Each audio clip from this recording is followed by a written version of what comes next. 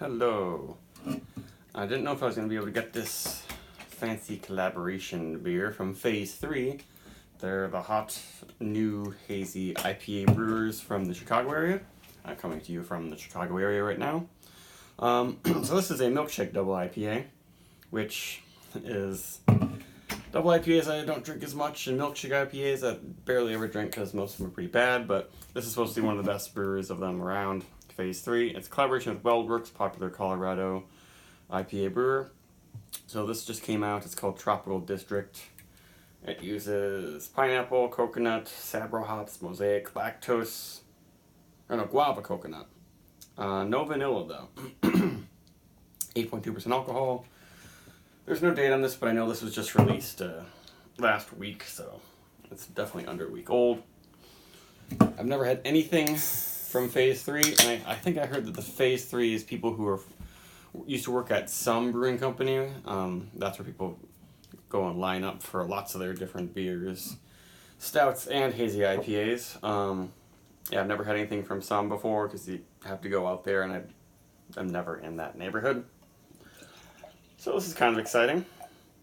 Let's see if this is a dirty glass I grabbed from my parents' cupboard.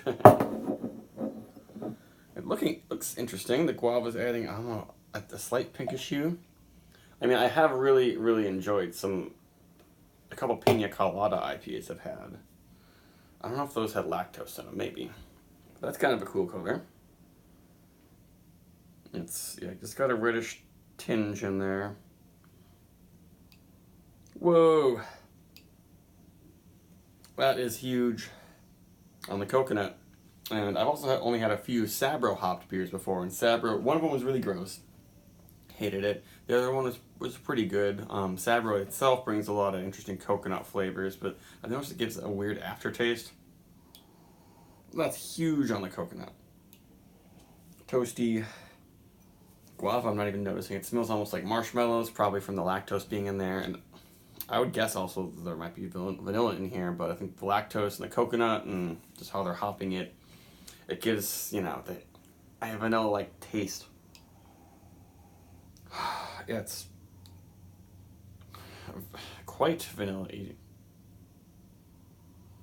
I'm trying to get, I guess I'm noticing pineapple. I've had some guava beers where the guava just stuck out big time, and they're pretty tart. This is not happening in this beer. Well, that's one of the most big, luscious, creamy coconut aromas I've gotten from any beer, IPA or not. That's cool. Oh, now I'm getting a hint of tropical guava. Just a hint. Let's try it.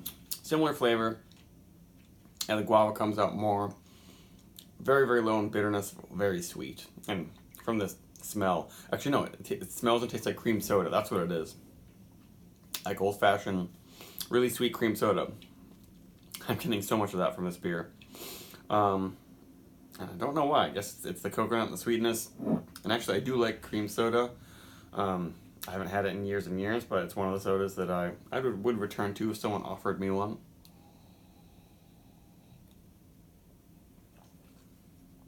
There's just a hint of a fruity, not tartness, sort of, just from the little bit of guava in there. It's not tart like a lot of, acid is actually in there, and not tart like, they use lactobacillus to make it a real actual sour beer. But it's pretty good. It's fun. Really full mouthfeel. Really big on the coconut. I'm sure this is sold out just about everywhere where it's been available, but if you don't like coconut, skip this one.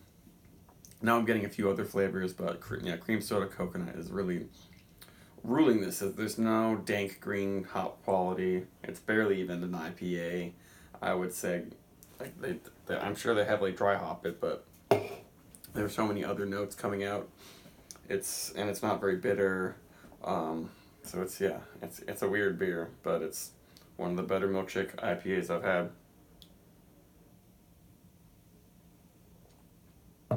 The feel isn't perfectly silky, but it's very nice, especially because it has fruit juice in it, or fruit in it, which can often mess with the feel, make it, I don't know, feel spritzy or thinner or things. But this is pretty good. I wish it were a little bit less sweet, maybe use a little less lactose. And I wonder how it would be if they didn't use lactose. Would it be too astringent or something? So I'm not getting throat burn, I'm not getting chalkiness from this beer at all.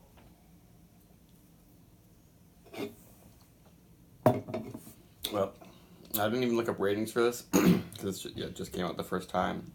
I bet it's their highest rated beer, would not be surprised. And hopefully, the next time in town, I'll be able to get one of their regular IPAs because I prefer just single IPAs with nothing weird in them usually. But this one deserves a 4.25, I'd say, maybe in a different mood. Or when I was more into the MIlkshake stuff 2 years ago, I'd give this a 4 or 5 or something. But I'm just not that excited about the style, and they do a really good job with it. But I still think it's like, I don't know, you can't make it. It's a weird thing. It's like I don't want more than a few sips of this. But a lot of people just want a flavor explosion in every sip, and they're willing to consume 500 calories in one serving of beer. And it deserves a 4.25, and I'm getting some astringent, bitterness, spiciness coming up, but it's not unpleasant. And Sabro hops aren't weird. Yep, pretty good. Goodbye.